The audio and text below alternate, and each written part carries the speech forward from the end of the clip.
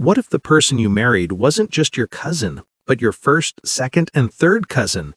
What if a family's darkest secrets had been quietly brewing for generations, right in plain sight? This is the horrifying story of Maine's most twisted family tree. John Barrett was born in the winter of 1842 in a small town nestled deep in the forests of Maine, a place where the snow covered secrets as well as it did the ground. Everyone knew everyone, or at least they thought they did. The Barrett family had lived there for generations of farming, small-town life, and whispered gossip. But John's childhood was far from ordinary. From the very beginning, there was something different about the Barrett family. At family gatherings, cousins were closer than friends, and friends were practically strangers. The house John grew up in was enormous for a small-town farm, yet every room felt crowded with people who were related in ways most outsiders could not understand. The town whispered, "Too many cousins," they said, but nobody dared question the Barrett family openly. John's father, a stern man with cold eyes, ran the household with rigid rules. The children were taught obedience, loyalty, and secrecy. No one ever spoke of the Barrett family tree outside the home. It was a map no one was allowed to trace. As John grew older, he showed a quiet, calculating intelligence. He learned the ways of the family quickly, the rules, the expectations, the strange unspoken code that governed marriage, inheritance, and relationships. By the time John turned 25, the town expected him to marry. It was the natural course of life, but John's choices would not be ordinary. His first wife was Mary Barrett, his first cousin. The town barely batted an eye at first. In small towns like this, cousin marriages were uncommon but not unheard of. Still, there was a sense of unease. People whispered behind closed doors. Mary was a quiet woman with pale eyes and a nervous smile. She married John and the wedding was small, family only. The Barretts were pleased. But the signs of something darker were already there. Strange behaviors, family members who seemed to avoid certain topics, photographs where everyone stood too close, smiles too forced. The whispers grew louder when the second marriage happened. John's second wife was Abigail Barrett, another cousin. Now the town could no longer ignore the pattern. This was no longer about tradition. This was obsession. Abigail was a delicate woman with a timid voice, yet she carried the air of someone trapped in a family she could not escape. The wedding was more elaborate, but the same uneasy silence followed. Neighbors began to notice strange patterns in the Barrett household. Dinner conversations were awkward. Cousins lived together as though the boundaries of normalcy did not exist. The family tree twisted back on itself in ways that made even the most tolerant townspeople uncomfortable. By now, John's reputation had begun to take shape, not just as a charming young man, but as someone with an uncanny ability to manipulate his family's rules to his advantage. And then came the third wife, Elizabeth Barrett. Yes, another cousin. The town was stunned. Some were horrified. Others were silently intrigued, as if drawn to the spectacle of a family defying social norms in the most extreme way. Elizabeth was younger than the others, bright-eyed, naive. She did not understand what she had stepped into. The wedding brought the Barrett family together, and the full extent of their twisted family tree became undeniable. Branches of the family tangled together, looping back in impossible ways. It wasn't just cousins anymore. It was almost as if every branch of the family had been designed to serve one man. John lived as if he had been born to dominate this labyrinth of bloodlines. He moved through his life quietly, meticulously, ensuring the legacy of his control remained unbroken. The women? They lived in fear and isolation. The townspeople looked away, unsure if intervention was their place or even possible. Rumors circulated about the Barrett home, late-night arguments, rooms closed to outsiders, children being taught strange lessons about loyalty and bloodlines. The story was spreading quietly, fearfully, from neighbor to neighbor. Yet, the Barrett family persisted. The first wife, Mary, grew more withdrawn. The second, Abigail, started showing signs of despair. Elizabeth, the youngest, seemed oblivious at first, but the cracks were beginning to show. Inside the Barrett household, the atmosphere was tense, suffocating. Every meal, every family gathering, every simple conversation was a reminder of the unnatural bonds that held them together. The town began to see the Barrett family not just as odd, but dangerous. The horrifying truth? John Barrett had created a family tree that no one could easily escape.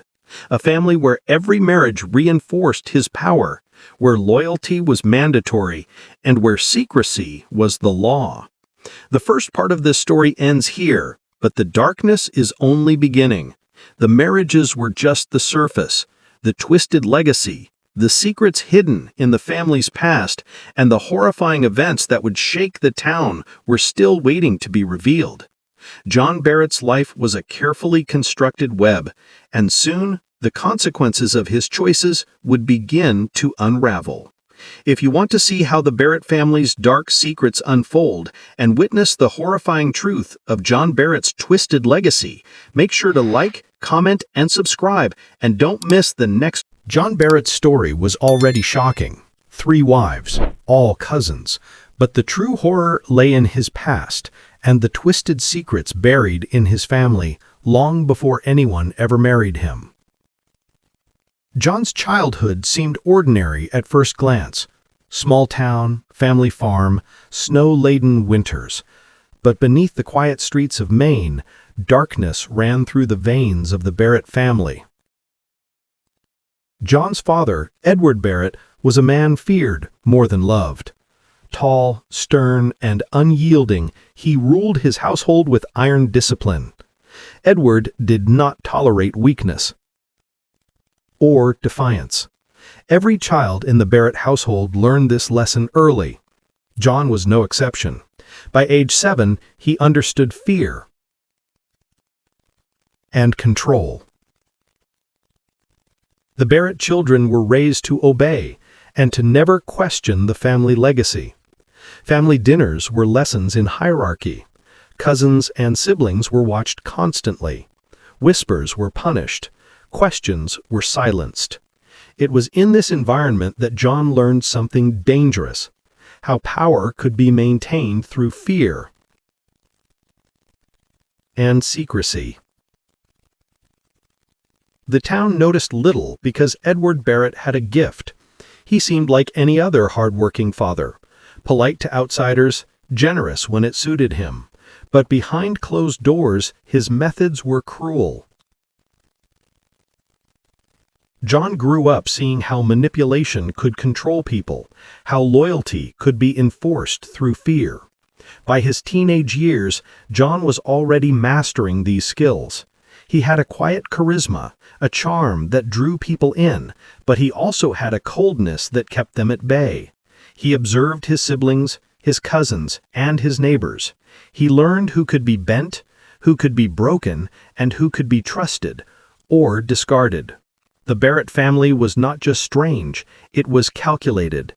Edward's insistence on marrying within the family was more than tradition. It was a strategy. Every cousin married within the family. Every bond reinforced another layer of control. By age 18, John understood the full extent of this twisted plan. He could see the family tree like a map.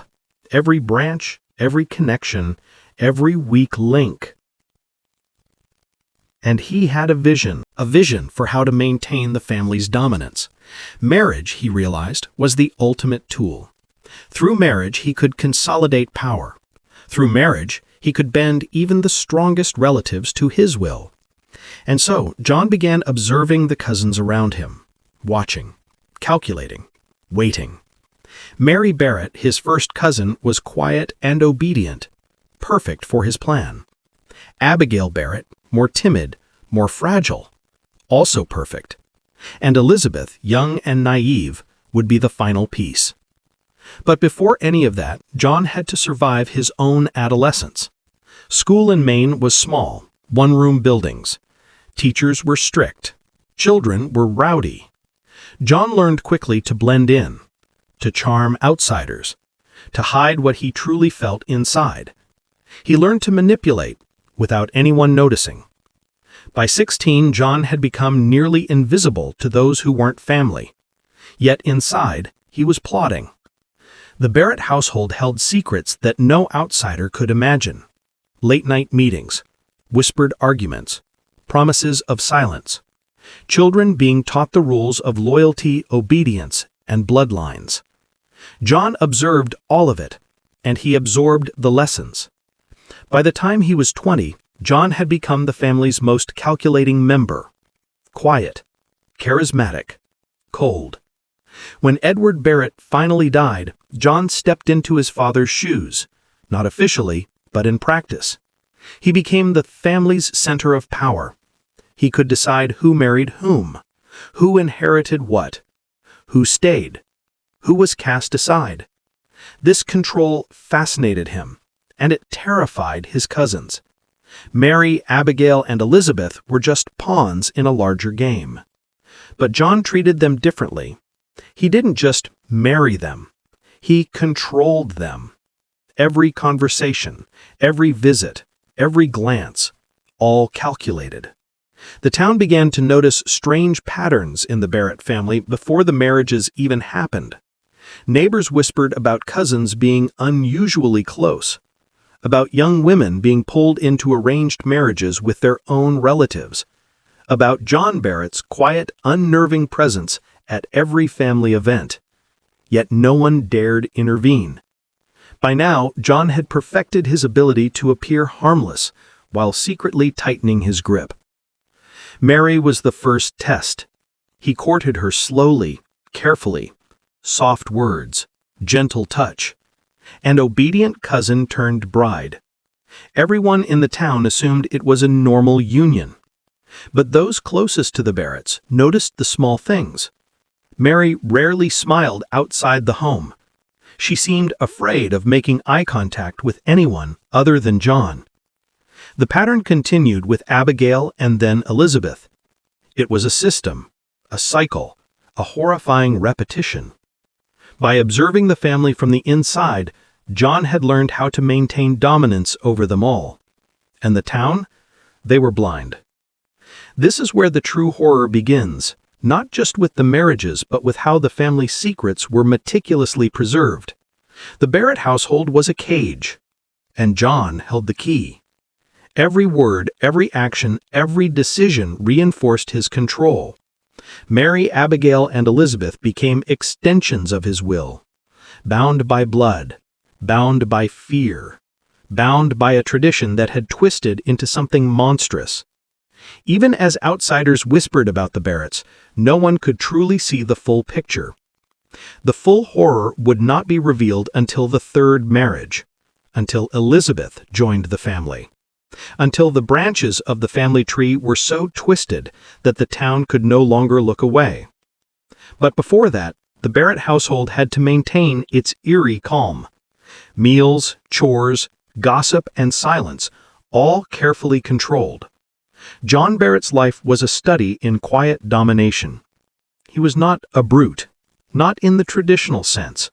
He was far more dangerous, subtle, patient, calculating. He controlled minds, hearts, and traditions. And the true horror, by the time anyone realized it, the Barrett family's twisted tree would have rooted too deeply to be undone. If you thought John Barrett's story was shocking before, wait until you see what happens when the second and third cousin wives enter his life. Make sure to like, comment, and subscribe, and don't miss next where the town's whispers turn into fear and the real horrors begin. John Barrett had already married one cousin, but the town was beginning to notice the strange, unsettling patterns in the Barrett household. And the real horror? It was just getting started. The first marriage was supposed to be simple. Mary Barrett, quiet, obedient, a perfect bride. The townspeople expected a peaceful ceremony, a modest wedding, family only. But from the very first night, something felt off. Mary's smile never reached her eyes. She followed John's lead in every conversation, every action. And John? He was calm, charming, polished. A man everyone wanted to like. But Mary's family noticed the subtle cracks. Dinner conversations were stifled. Questions were deflected. Mary seemed smaller in her father's home. She carried herself like a bird trapped in a cage. Neighbors whispered about the Barrett home. "Do you think John treats Mary well? Have you noticed? She never laughs anymore."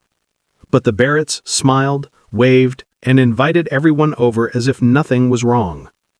The truth was hidden beneath the polished surface. John controlled every detail, every word spoken inside the home, every glance. Even the air seemed to obey him. At first, the town didn't understand. They chalked it up to normal family tension, a strict household, a private family's way of doing things. But the whispers grew louder. Strangers noticed subtle patterns in the Barretts' behavior. Mary rarely left the house alone. Visits to neighbors were always monitored. Every movement was tracked. John's control was quiet, almost invisible, and yet it was absolute. Neighbors began to fear speaking too loudly about the family. Fear that John Barrett might hear. Fear that the Barrett family's dark influence reached further than anyone realized. Mary's life became a series of quiet horrors. Small things at first. Whispers in the middle of the night. Doors closed abruptly. A hand on her shoulder guiding her where she did not want to go. John's presence loomed over her. It wasn't just fear, it was manipulation. Mary began to obey without question. Even the smallest act of resistance was met with a calculated glance, a reminder of her place. By the time Abigail, the second cousin, entered the picture, Mary was already a shadow of herself. The second marriage was more public. The town's curiosity turned to unease. Abigail was timid, fragile. She had no idea what she was stepping into. And John, he knew exactly what to do. He applied the same methods: charm, patience, subtle intimidation. By the time the wedding night arrived, the Barrett home was a stage. The women knew their roles. Mary, Abigail, and eventually Elizabeth. They were part of John Barrett's plan, though none of them realized it yet. The townspeople could only watch from a distance. Whispers turned into warnings. "Something isn't right with that family," said Mrs. Holloway, a neighbor. "I've seen the way the women behave. It's unnatural." But fear kept people silent. John Barrett was careful. He never broke the law outright. He stayed just inside the boundaries of society, keeping suspicion at bay. But inside his home, the rules were his alone. Mary began to notice the small rules, the unspoken expectations. How every cousin, every family member moved as though part of a single organism. A machine controlled by John. Abigail, too, fell into the pattern. The second cousin wife had no choice. The town's whispers could not protect her. John's influence had reached every corner of the household.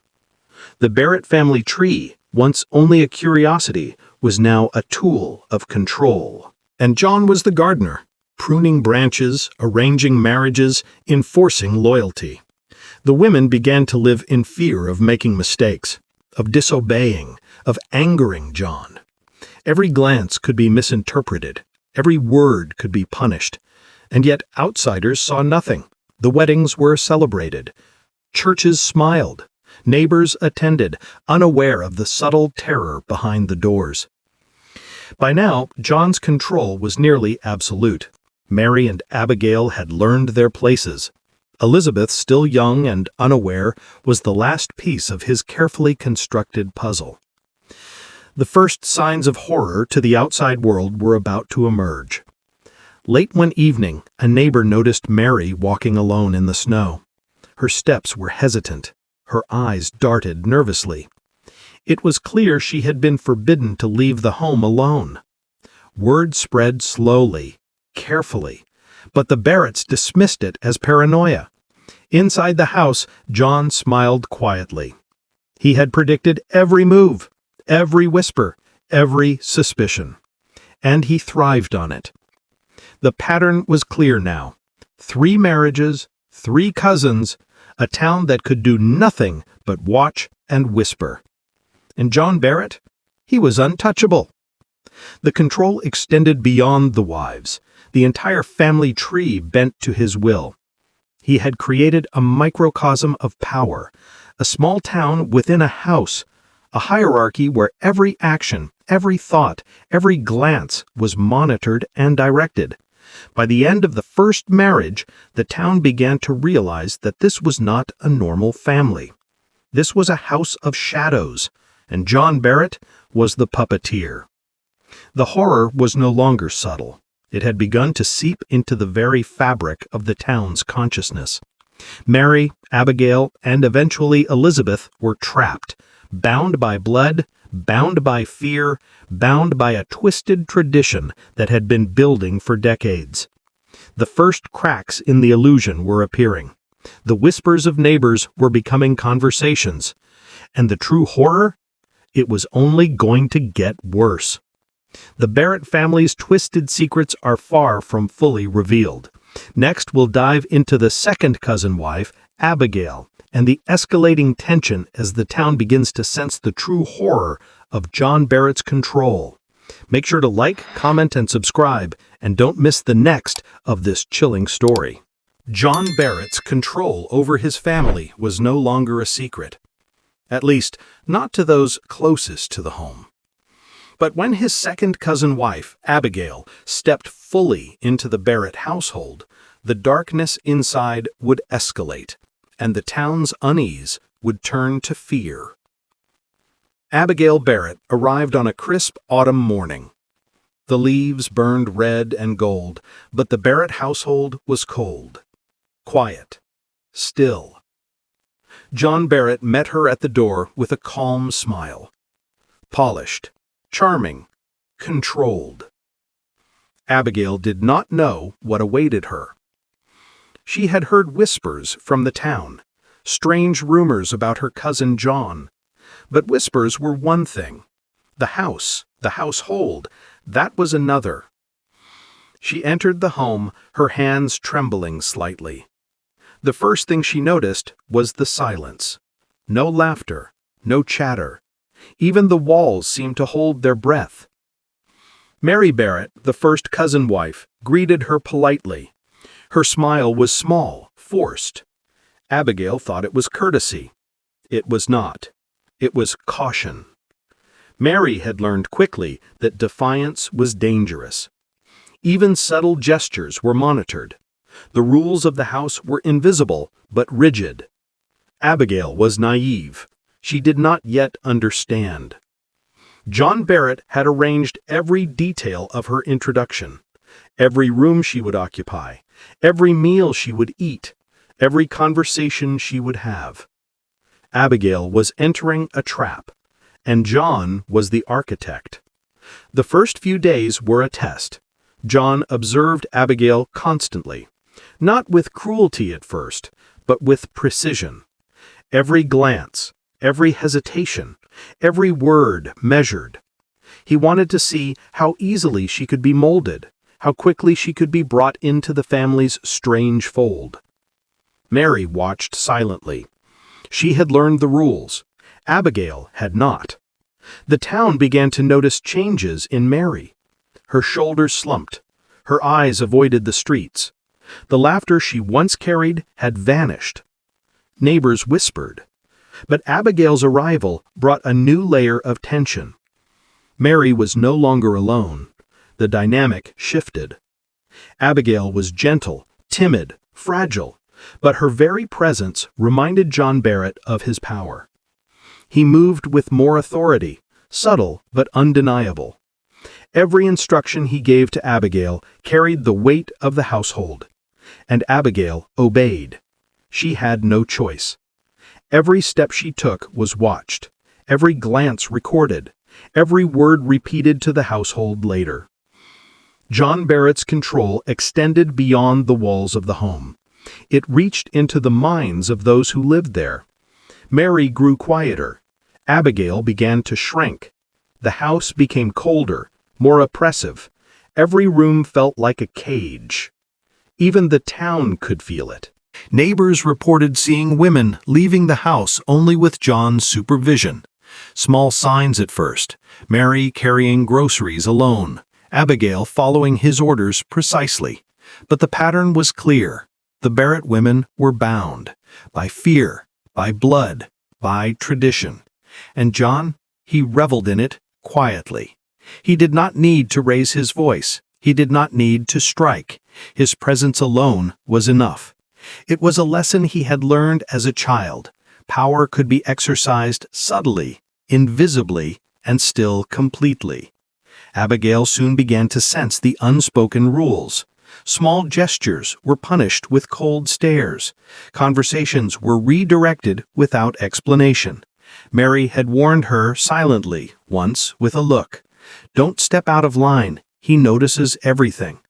Abigail did not fully understand, but fear began to settle in her chest. She noticed the strange dynamic at family dinners, the way John sat at the head of the table, the way every cousin, sibling, and wife shifted slightly, always deferential. The town could only guess at the horror inside the Barrett household, but the signs became harder to ignore. Neighbors noticed that Mary's eyes had lost their spark, that Abigail seemed to flinch at every sound, that John Barrett's presence seemed to dominate the street whenever he left the house. The second marriage was not just about Abigail, it was about control. It was about consolidating power within the Barrett family tree. By marrying another cousin wife, John reinforced the twisted network that kept the women and the family under his thumb. But Abigail's arrival also triggered changes. Mary began to whisper to her in private moments, quiet warnings, hints about the rules of the household, the methods John used to ensure obedience. Mary spoke of fear, of isolation, of the suffocating traditions that bound them. Abigail began to understand the stakes. She was not just marrying a man, she was entering a system, a family that bent to John Barrett's will. The town's curiosity grew. Rumors of strange marriages, whispered threats, and fearful women spread, yet no one dared intervene. John's control was too complete. His reputation, his charm, his ability to appear normal, all made the Barrett household untouchable. Inside the home, John began to test Abigail. Subtle commands, instructions she felt obliged to obey, small rules designed to make her question her own judgment, to erode her sense of independence. Mary had already been tested. Now it was Abigail's turn. The household became a game of quiet manipulation. Every word, every glance, every gesture was a measure of loyalty. Disobedience or even hesitation was punished without a word. The women learned quickly. Fear became their constant companion. John's presence dominated the house like a shadow that never moved. By the end of the first month, Abigail understood the truth. The Barrett household was a prison, and John Barrett was the warden. The second marriage was complete, but the story was far from over. The arrival of the third cousin wife, Elizabeth, would push the household into its darkest phase. The branches of the Barrett family tree were now fully intertwined, and the town would soon see the full horror of John Barrett's control. The whispering fear in the streets was only the beginning. The women inside the house knew it. The men outside the house feared it. And John Barrett? He thrived in it all. The Barrett family's darkest chapter is approaching. Next, you will reveal the arrival of Elizabeth, the third cousin wife, and the terrifying secrets that would shake the town to its core. Don't forget to like, comment, and subscribe, and stay with us for the next chilling installment. John Barrett had already married two of his cousins. But when Elizabeth, the youngest cousin, entered the household, the Barrett family's twisted legacy would reach its horrifying peak, and the town would finally glimpse the full nightmare. Elizabeth Barrett arrived on a chilly winter morning. Snow blanketed the town. The Barrett home seemed darker than usual. The trees stood like sentinels. Even the air felt heavy. John Barrett greeted her at the door, calm, polished, controlled. Elizabeth, young and naive, thought she was entering a loving household. She had heard whispers about the Barretts, rumors about Mary and Abigail, but nothing prepared her for the reality. Inside, the house was eerily quiet. Mary and Abigail were there, but their presence carried tension, a subtle warning. Mary's eyes met Elizabeth's once, a fleeting look that said more than words ever could. Be careful. Elizabeth did not understand, not yet. John Barrett wasted no time asserting control. Every step Elizabeth took, every word she spoke, was watched. The rules of the household were invisible but absolute. The other women had learned them. Elizabeth was about to learn too. The first week was filled with tests. John observed her reactions to small instructions. He corrected her gently at first, then more pointedly. Every action measured, every glance a lesson. The other women watched silently, knowing the consequences of defiance. The town, meanwhile, was beginning to piece things together. Neighbors whispered of the three wives, of the strange hierarchy in the Barrett home, of women who appeared fearful, withdrawn, almost robotic. But fear kept everyone silent. No outsider dared intervene. Inside the household, John's control intensified. Elizabeth's innocence made her vulnerable. She had not yet learned to navigate the invisible rules. By the second week, the patterns became clear. Mary's movements were subtle warnings. Abigail's silence was a demonstration of obedience. Elizabeth's mistakes were corrected with cold precision. The other women understood their place. John Barrett's presence dominated every corner of the home. Every word, every gesture, every glance reinforced his authority. By the third week, Elizabeth began to understand. The house was a prison, and John Barrett held the key. Meals were tense. Dinner conversations were controlled. Even a misplaced fork or a delayed response drew subtle correction. It was psychological, invisible, complete. The town could sense the tension from a distance. Neighbors whispered to each other. Something was not right with the Barrett family. But nobody dared act. John Barrett's reputation, his charm, his quiet dominance made him untouchable. Inside the household, Elizabeth learned quickly. She adapted, she observed, she mirrored Mary and Abigail. But even as she learned, fear never left her. The twisted family tree had claimed her, just as it had claimed the other two wives. And John? He thrived. Every glance, every instruction, every rule reinforced his absolute control. He had engineered the perfect system. 3 wives, all cousins. A network of loyalty and fear that extended beyond the household, beyond the town. Even outsiders could feel it. By now, the women understood the pattern. They were not just wives. They were instruments in a carefully orchestrated plan. Mary, Abigail, and Elizabeth, each bound by blood, obedience, and fear, played their roles. And John watched. Patiently, silently, masterfully. A darkness that could be felt from the street. The marriages were complete, but the horror had only just begun. The family tree was now fully twisted. Every branch bound to John Barrett. Every connection reinforcing his control. Elizabeth, the youngest, had become the final piece. The household was now a perfect example of his power. No one could escape. No one could challenge him. And the true horror? It wasn't just the marriages. It was the psychological hold he had over the women, the complete domination of a family, and the quiet terror that accompanied it. Even Mary and Abigail, who had survived his subtle manipulations, could do nothing for Elizabeth. She was trapped, just as they had been.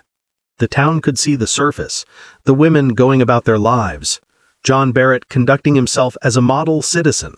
But inside the home, it was a different story, a story of fear, of obedience, of control so absolute that it defied comprehension.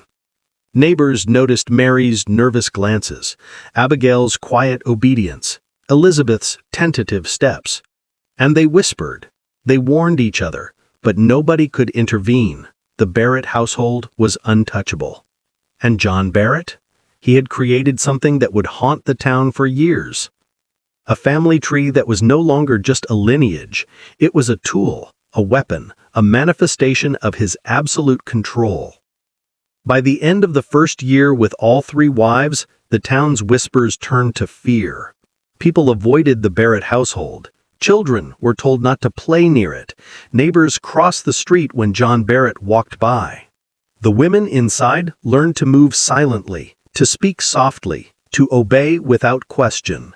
The house was no longer just a home. It was a prison, and John Barrett was the warden. The full horror of his family tree was now complete. 3 wives, all cousins, a town aware but powerless. And John Barrett? He smiled quietly, knowing the legacy was secure. The Barrett family's twisted legacy is now fully in place, but the story doesn't end here. Next, you will reveal the consequences, the town's reaction, and the chilling legacy of John Barrett's horrifying family tree. Make sure to like, comment, and subscribe, and don't miss the final part of this chilling tale. The Barrett family's twisted marriages were complete. 3 wives, all cousins. But what happens when a secret like this finally comes to light? The town of Maine would never forget John Barrett or the horrifying legacy he left behind. By the time Elizabeth fully settled into the household, the Barrett family's control was absolute. Mary, Abigail, and Elizabeth moved like shadows, obedient, careful, silent. The town noticed the change. Neighbors spoke in whispers. Children avoided the Barrett home. Even grown men felt uneasy walking past it. John Barrett remained calm, polished, charming, untouchable. But fear had grown. The whispers became rumors. The rumors became warnings. And still, nobody could touch him. Inside the home, tension built like storm clouds. Every glance carried meaning. Every gesture carried weight. The women were prisoners, yet prisoners who learned to survive. Mary had learned the rules early. Abigail followed. Elizabeth was the last. Each wife bound by blood, by fear, by the twisted family tree. But secrets have a way of surfacing. It began with small things. A neighbor noticing Mary walking alone, trembling. A letter glimpsed through a cracked window. Whispers from servants. Each hint of rebellion or fear chipped away at the facade. The town began to realize the full scope of John Barrett's control. It wasn't just cousin marriages, it was psychological domination, manipulation. Fear made manifest in a household that seemed normal on the outside. Even outsiders began to fear the Barrett women, their quiet movements, their anxious glances, their obedience. And John Barrett? He remained untouchable. He had calculated everything, every marriage, every word, every glance. Yet, even John could not control the town forever. Stories spread, rumors grew. People began to question what had been happening behind those walls for decades. Some tried to intervene. Others simply watched, afraid to confront the man who had created such a terrifyingly disciplined household. Inside, Mary, Abigail and Elizabeth began to share stories, quietly, in whispers. Their lives, once isolated, began to intersect in ways they had not dared before. They realized they were not alone. But even united, they were still trapped. The house had become a living entity, shaped by John's absolute control. Every room, every hallway, every locked door reinforced his dominance. But the town could feel the tension. And slowly, inevitably, it began to take action. Neighbors began documenting odd behavior. Church leaders discussed it quietly. The Barrett women's plight became known, though only in fragments. Yet John Barrett's influence was still formidable. Even as suspicion grew, he maintained an air of normalcy. Every smile, every handshake, every public appearance was carefully constructed. The contrast between what the town saw and what lay behind the walls was stark. Eventually, whispers became confrontations. A town meeting called to discuss the Barrett household. Families sharing accounts of fear, odd behavior, and whispered abuse. John Barrett attended, polished, calm, charming. He spoke carefully, denied everything, and for a time the town hesitated. The Barrett family tree seemed untouchable, but the women could not remain silent forever. Mary, Abigail, and Elizabeth began to assert themselves subtly. Small acts of defiance, quiet refusals, hints of rebellion. John noticed, of course. He adjusted, tightened control, reinforced rules. Yet the cracks were growing. The town, once silent, now watched closely. The household's psychological grip began to loosen. The women were survivors. They began to reclaim a measure of freedom. The town began to help. Counsel, protection, observation. It was slow, dangerous, but progress. And finally, the full scope of the Barrett family's horror emerged. 3 wives, all cousins. Years of manipulation, absolute psychological control, and a man who had created a house of fear in the middle of Maine. John Barrett's legacy was undeniable, not just in the family tree he had twisted, but in the lives he had shaped, broken, and constrained. The town never forgot. Stories were told for generations, warnings whispered from parents to children. The Barrett home, once a symbol of family and tradition, became a cautionary tale. Mary, Abigail, and Elizabeth survived. They bore the scars, visible and invisible, but they also carried resilience. The horror of the Barrett household shaped them, but it did not define them. John Barrett's name lived on, in whispers, in warnings, in history books that recounted the strangest, most horrifying family tree Maine had ever seen. The final lesson was clear. Power unchecked, control absolute, secrecy enforced. It can twist even the closest bonds of family into instruments of fear. The Barrett family story was horrifying, but it was also a story of survival, of the human spirit enduring even the strangest and darkest of circumstances. The Barrett family's twisted legacy is now fully revealed. 3 wives, all cousins. Years of manipulation. A town that feared, whispered, and eventually acted. If this story shocked you, make sure to like, comment, and subscribe, and share it so others can witness the chilling tale of Maine's most horrifying family tree.